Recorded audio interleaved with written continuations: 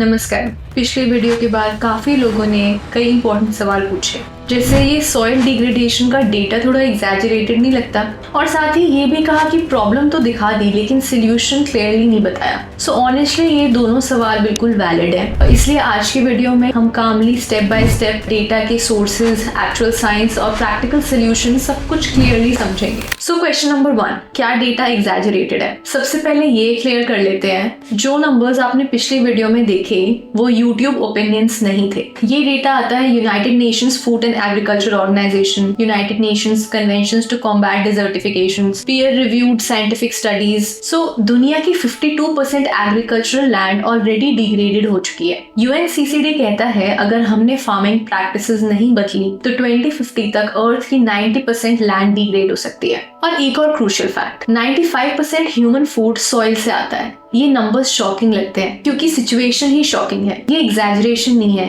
ये वार्निंग है। 60 years of soil left का मीनिंग ये नहीं है कि सिर्फ 60 साल की मिट्टी बची है। मिट्टी रहेगी लेकिन मिट्टी की जो फर्टिलिटी है, जो सॉइल फर्टिलिटी है, वो खत्म हो जाएगी, उसकी उपजाऊ शक्ति चली जाएगी, उसका पूरा लॉस हो जाएगा। तो हमारे पास सिर्फ 50 to 60 प्रोडक्टिव हार्वेस्ट साइकिल्स ही बचे हैं। सॉइल बनने में 500 से 1000 साल लगते हैं और हम उसे 30 से 40 साल में डिस्ट्रॉय कर रहे हैं। ये मिसमैच असली प्रॉब्लम है। सो अब रियल क्वेश्चन आता है, सॉइल ऑर्गेनिक कंटेंट क्या होता है? सॉइल ऑर्गेनिक मैटर मतलब सिंपल लैंग्वेज में सूखे पत्ते, क्रॉप रेजिड्यू जो बच जाती है फसलों के बाद, रूट्स जो जमीन में रह जाती है, एनिमल वेस्ट और माइक्रोब्स जो इन सबको तोड़ते हैं। ये कोई ऑर्गेनिक फूड मार्केटिंग टर्म नहीं है, ये सॉइल के अंदर की लाइफ और कार्बन का मेजर है। बिलो 1% सॉइल ऑर्गेनिक मैटर मतलब soil is functionally dead. Minimum 3 to 6% of soil organic matter is required for a healthy soil. Food security, water retention, biodiversity और क्लाइमेट रेजिलियंस सब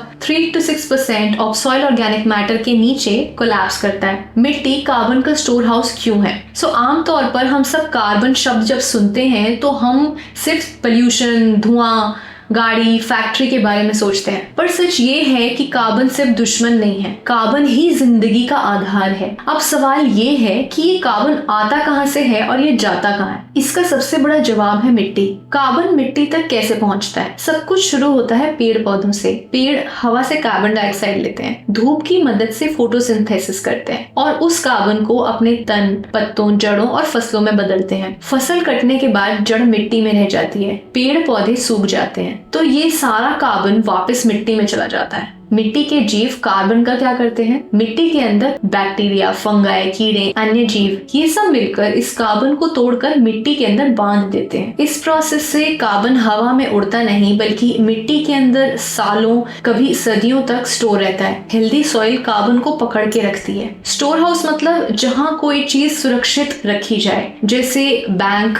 पैसा स्टोर करता है, godown अनाज store करता है, वैसे ही मिट्टी कार्बन स्टोर करती है और ये स्टोर हाउस क्लाइमेट को ठंडा रखता है, हवा में कार्बन कम रखता है, जिंदगी के लिए बैलेंस बनाता है।